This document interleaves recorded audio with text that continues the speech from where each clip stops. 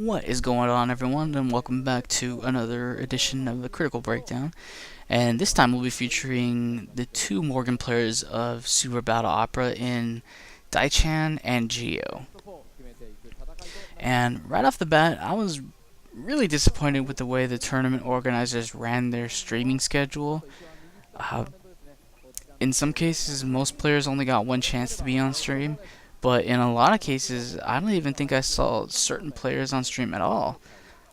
Like with Mihei, I'm pretty sure I watched the entire thing and I didn't once see him on stream, which is really disappointing. You got an American player travels all the way to Japan to be in this, once great tournament, and not once was he featured on stream. If that was the case, that's pretty disappointing.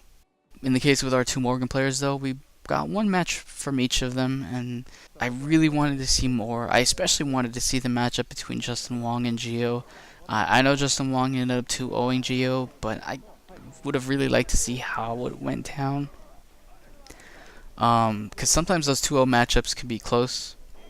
Sometimes they can be blowouts, but I mean, I'll never know. Just because it wasn't on stream.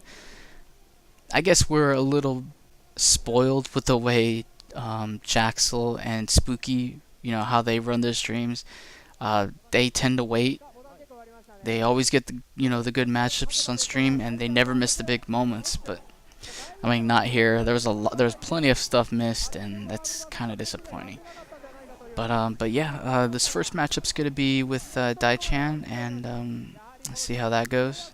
Now, DIE-Chan seems to be more of a standard fireball spamming Morrigan, which is fine.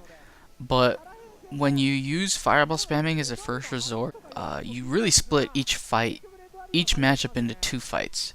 You're fighting against your opponent and you're fighting against your own input.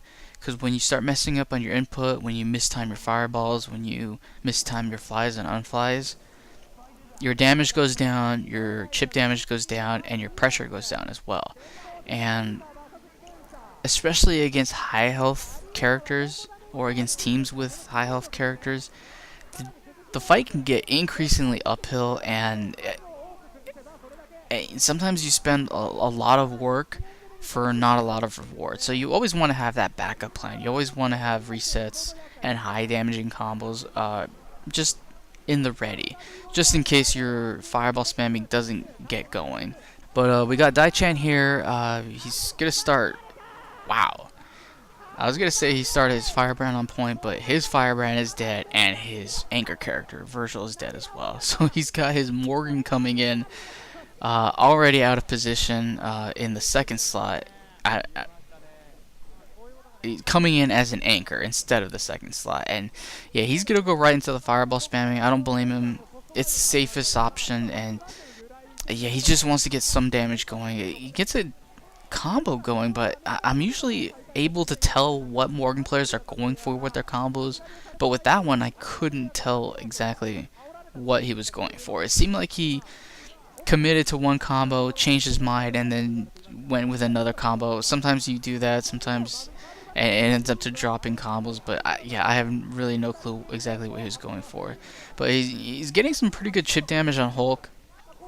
He's getting him down really low.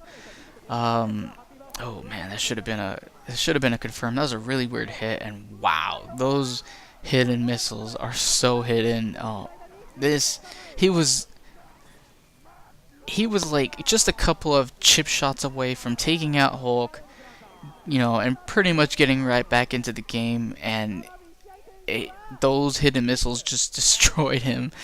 Led into a one-touch for Hulk, and yeah, that was it.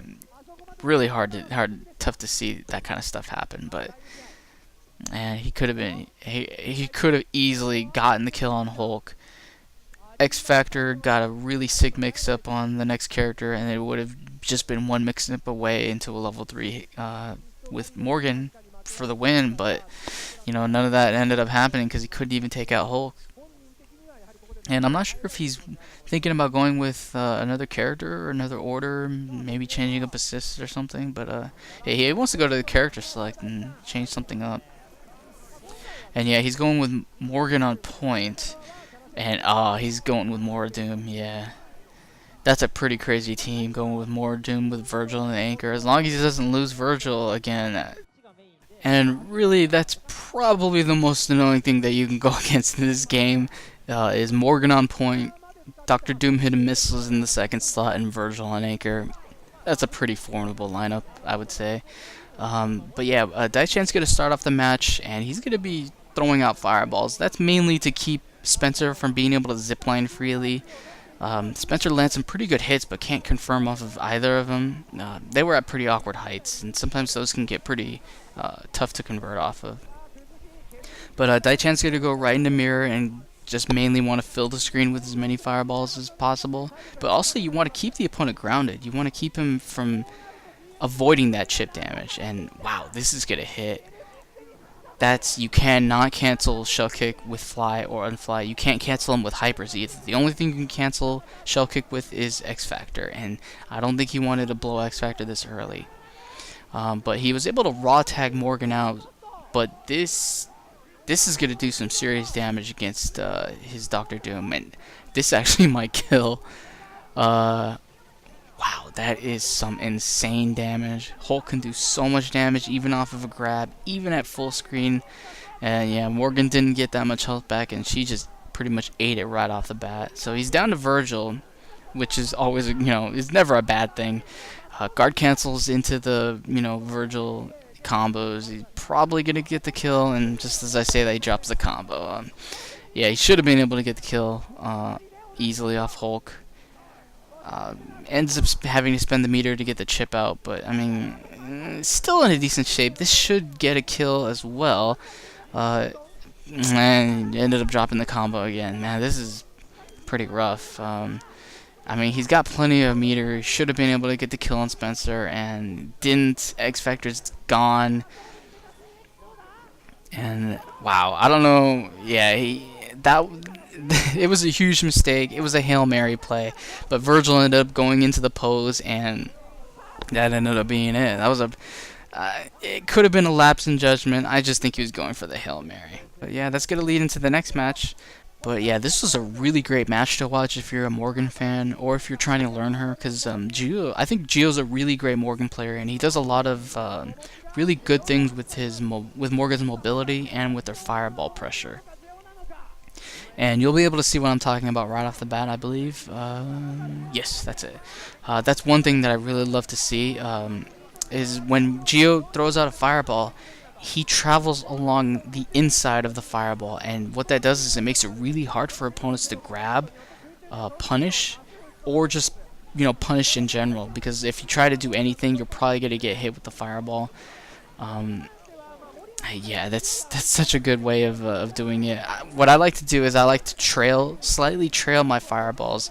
It makes it easier to confirm into combos if the fireball lands, but I believe his way is more safe, harder to punish, and I might actually give it a shot just to see what some of the advantages are, because there's probably other advantages as well. And wow, that was a dead Doom. that was some heavy fireball damage. Magneto got no healing, and he's just gonna get chipped out as well. That's pretty crazy. Yeah, but Momochi still has Virgil, so he's still pretty deadly. Not that much meter, but man, yeah, that's a guard cancel, and that's gonna be a dead Wesker. Boom, dead. Yep. Morgan's gonna come in, and yeah, that's exactly what I like to see from Morgan players whenever they go against a Virgil, and Virgil goes right into swords. All you gotta do is super jump in the air, fly, and just hang out up there as long as possible, because really the only thing Virgil can do is super jump and Helmbreaker. That's it. Super jump, Hellbreaker, and that doesn't lead into any significant damage, and that's a lot of wasted time. Virgil ended up spending 3 bars to kill Morgan, and by the time Morgan was dead, that X Factor was gone, and Momochi just didn't have enough meter to kill off Strider. Strider came in, X Factored right away, went right into level 3, and that was it. But yeah, that was really great stuff by JEO. I really like what I saw. But going into the next match, oh, see, that's another great thing that I like about that is whenever JEO comes down from block stun, he always covers his falls with an H. And what that does is it makes it really hard for opponents to cross under. It makes it impossible for them to do any kind of a mix-up on Morgan as she's falling to the ground. And another thing is he converted off of that H into a pretty decent combo and went right into mirrors, and he's probably going to chip out Magneto unless he DHCs. Yes. Momochi DHCs from Magneto to Doom and basically saved his Magneto from taking the death, because there's no question that Morgan would have chipped him out if he didn't. But yeah, Doom's gonna have to deal with this chip damage a little bit, and man, that Strider Vajra assist, in my opinion, I think it's more effective than Doom and hidden missiles, because Doom hidden missiles hits opponents up into the air, which is exactly where you want to be when you're going against a Morgan Fireball spammer. But Vajra assist knocks opponents down into the ground. And when you're fireball spamming with Morgan, that's exactly where you want opponents to be. You want them in the fireball lanes. You want them to get hit by fireballs, whether or not they're blocking, because that chip damage is pretty great, and you also always have the chance of knocking them into fireballs, which means that they'll bounce off of them. And it's so effective, the pressure, because there's no safe place. You can't jump into the air because you don't want to get hit by Strider. You can't stay on the ground because you don't want to get hit by Chip. And JEO takes really great advantage of that on Momochi. And Momochi went into that guard cancel with X Factor level 3, but Strider, again, he was there to save the day. That Vajra, it's so frustrating to deal with on the right team. And JEO has some really great synergy going with Morgan using Vajra assist.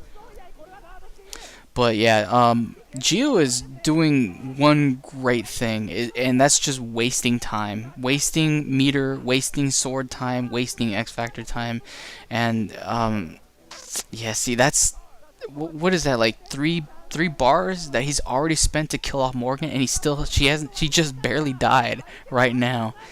That's, man, oh my goodness, but this could be the death. No, oh, that was so close. But man, this is gonna be a one-touch for Strider, I believe. Yep, right into level 3. Didn't even want to risk, with those satellite loops. Just went right into the kill combo. But yeah, oh man, really great stuff by both the players. I really like JEO more though. I really love some of the tech that he shows, and he just shows really great control as well with Morgan's mobility and with her fireballs, and really understands the kind of pressure that you want to put on with fireballs whenever you throw a fireball with Morgan. But yeah, that's going to be it for this set of matches for the Critical Breakdown. And as always, thanks for watching, and I'll catch you guys next time. Peace.